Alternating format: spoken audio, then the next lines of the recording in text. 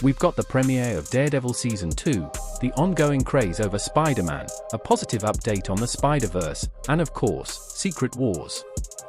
While we were all busy dissecting the trailer for Tom Holland's new movie, a lot of interesting things happened behind the scenes. James Marsden gave a big interview about Cyclops, Marvel dropped a new promo with Dr. Doom, and The Punisher finally got his first poster and a release date. I'd love to talk about Harry Potter too, but we've already released a detailed trailer breakdown for that over on our No Spoiler channel, so feel free to check that out. But for now, right after you hit that like button and leave your thoughts on the Daredevil continuation, we're going to dump all the latest superhero news on you. Let's start with the heavy hitters, the Avengers, and the news there is pretty predictable. Several major outlets are reporting that the Russo brothers are going to repeat their trick from the Infinity War and Endgame era, meaning that in Secret Wars, the spotlight will be on the characters who, for various reasons, didn't get much screen time in Doomsday.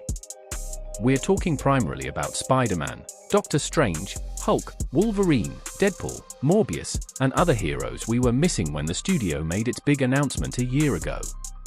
We can still keep our fingers crossed for the Guardians of the Galaxy, but without James Gunn, it's likely only Star-Lord will be brought in. So, while watching Doomsday this December, keep an eye out for which established heroes are pushed to the background that will be your core cast for Secret Wars. Unless, of course, Dr. Doom ends up being the main man in both. Speaking of him, Marvel released a bunch of new promos, but they're all in costume and look a bit too cartoony, so they don't actually give us much new info. James Marsden shared a bit more about himself, though. The Cyclops actor appeared on Jimmy Kimmel's show with one main headline, Canon. James mentioned he absolutely hated the tight leather suits from the original trilogy and recalled a time on set when he physically couldn't jump the way the director wanted.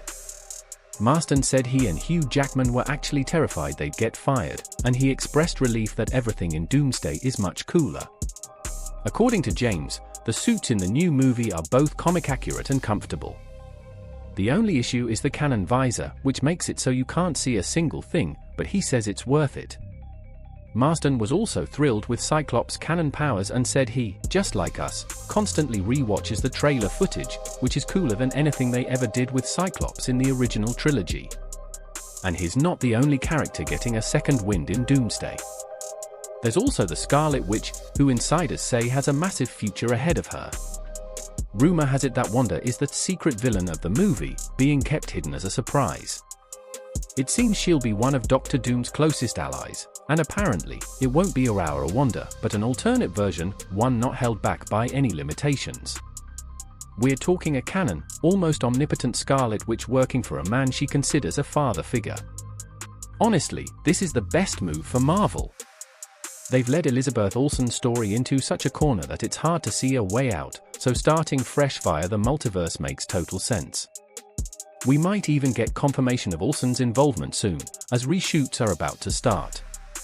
News from the set suggests Marvel isn't building massive locations or expecting a huge crossover of stars right now, meaning these reshoots will be local and focus on character-driven scenes. It looks like the big epic stuff is already shot, which backs up the info that the Russos are saving Spider-Man for Secret Wars. Meanwhile, Spider-Man 4 has become the first movie in history to hit 1 billion trailer views in just 4 days.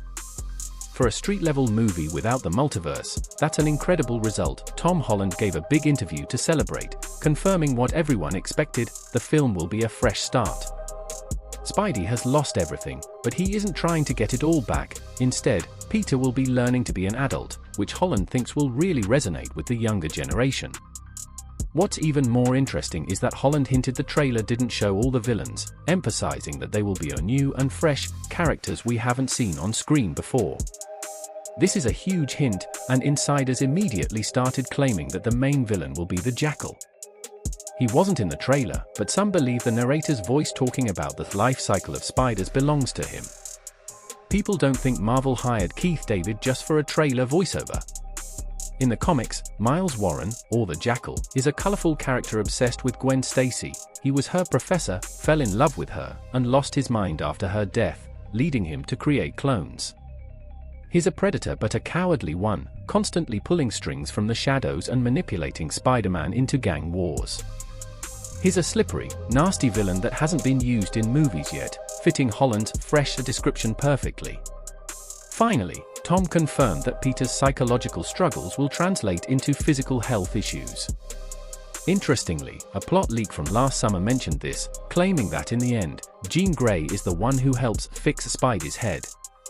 Moving on to The Punisher, Tom Holland denied claims that Frank Castle will be just another mentor. He said their dynamic is more like a big brother, little brother thing. The Punisher special now has a stylish poster and is set for a Disney Plus release on May 12th. That's exactly 1 week after the Daredevil Season 2 finale, creating a clear ladder of projects leading up to Spider-Man 4. Regarding Daredevil itself, the first episode finally integrated the former Avengers Tower into the New York skyline, confirming this definitely takes place in the main timeline.